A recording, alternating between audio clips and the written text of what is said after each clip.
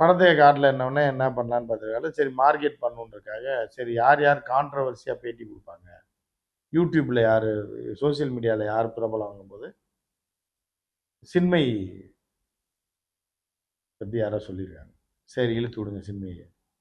அப்படின்னு வந்தது தான் அந்த ப்ராஜெக்ட். சின்மயிய பாட வைப்போம். வைரமுத்த வெறுப்பேத்துங்க. ஏத்தும்போது சோசியல் மீடியால இது பெரிய விஷயமா பரவும். இப்ப இது ஏற்கனவே சின்மயிய யாருமே பாட விடுறதில்ல. அது எதனால பாட விட மாட்றாங்கன்னு தெரியல. அந்த அம்மாவுக்கு மார்க்கெட் இல்லையா என்னன்னு தெரியல. இது பாட விடலன்னா, இத இழுத்து விட்டீங்கன்னா, வைரமுத்த சில பேர் கழுவி ஊத்துவான். திருப்பியும் சின்மய கழுவி ஊத்துவான்.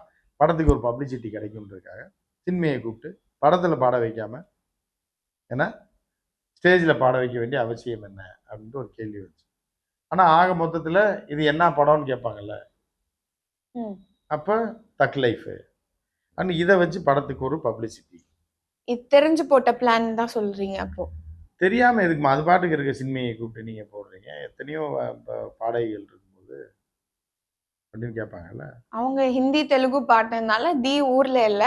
சோ நீங்களே பாடுங்கன்னு சொன்னா அப்ப ஊர்ல இல்லன்னா யார வச்சு வேணாலும் பாட வச்சுருவீங்க.